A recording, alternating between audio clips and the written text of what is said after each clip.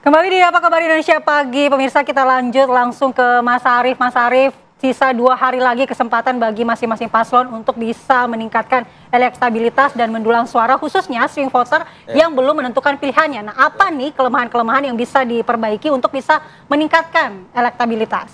Oke, dari pasangan 01 Ridwan Kamil dengan Suswono, saya kira kalau kita lihat awal deklarasi pasangan Ridwan Kamil dan Suswono, mereka memiliki pasangan yang elektabilitas paling tinggi.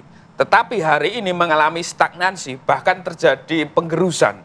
Salah satu titik lemahnya yang saya lihat adalah kerapuan partai politik pengusung, di mana mesin politik tidak bergerak secara efektif, tidak melakukan penetrasi ke bawah, dan kemudian dampaknya adalah stagnan secara elektabilitas. Meskipun paling banyak ya? Meski paling banyak, koalisi Super Jumbo, Kim Plus, bagaimana seharusnya dengan mesin politik yang besar, penetrasi ke bawah seharusnya lebih masif dan kemudian berdampak terhadap penggandaan elektabilitas. Tetapi faktanya hari ini, survei terakhir yang digelar SMRC, justru elektabilitas pasangan Pram dan Rano Karno yang sekarang lebih unggul. Padahal di awalnya selisih jauh.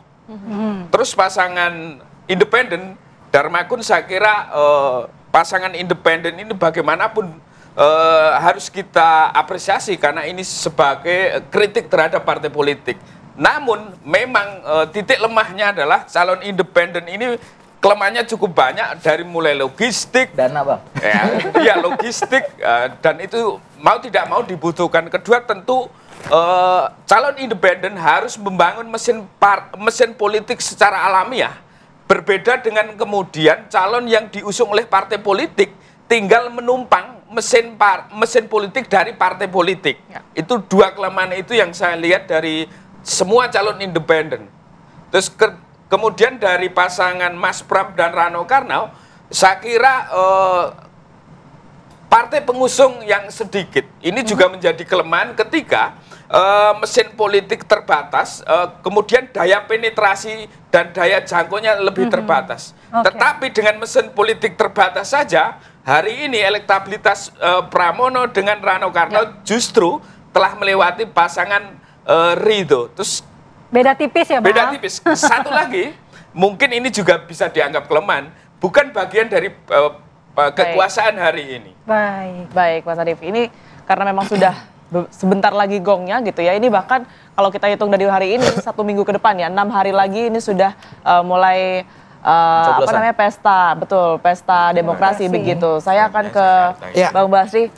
Kalau bisa digambarkan Bang dengan 3 kata, seperti apa nanti jalannya kampanye akbar ya yang akan digelar sebentar lagi?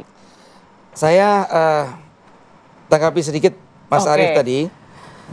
Masalah suara stagnan itu tadi ya? Iya, betul. Karena gini, survei juga kan macam-macam. Kita tahulah pola survei kayak apa ya.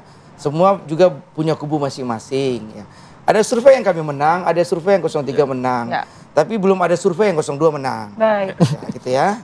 Nah, kami sih yakin bahwa rakyat Jakarta ini cerdas dan pintar-pintar.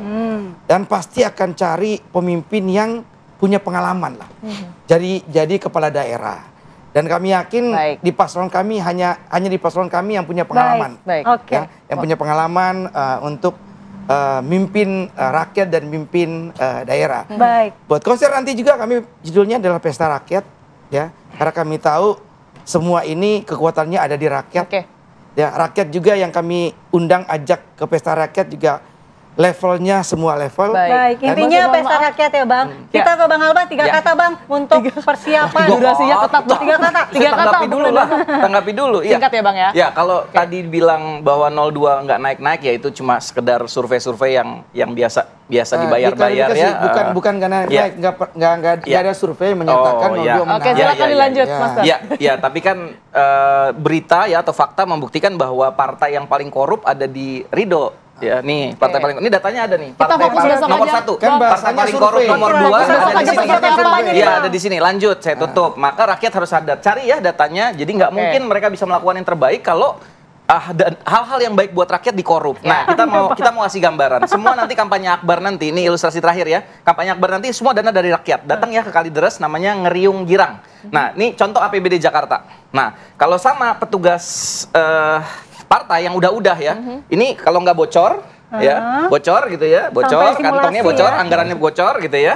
Ya, dan ini kita tutup lagi. Nah, kalau kita masukin masih ada ya. Nah, kalau sama petugas partai nyampainya ke rakyat, ya apa yang terjadi?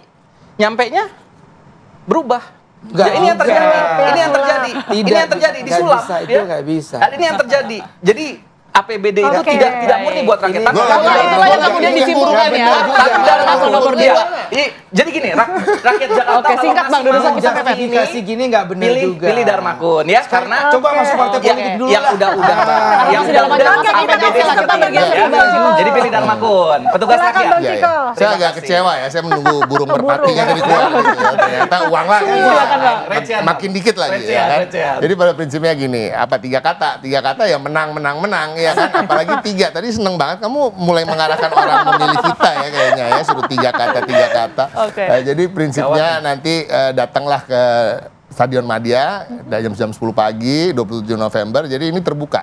Jadi tidak ada pengerahan yang masif, artinya pengerahan mungkin dari teman-teman anggota DPRD maupun anggota DPR RI, DPD Perjuangan, tapi sisanya kita berharap masyarakat umum untuk hadir meramaikan acara ini untuk melihat bagaimana kita akan membawa masyarakat Jakarta dan kota ini menjadi kota yang bahagia, menuju kota global yang tentunya berkeadilan.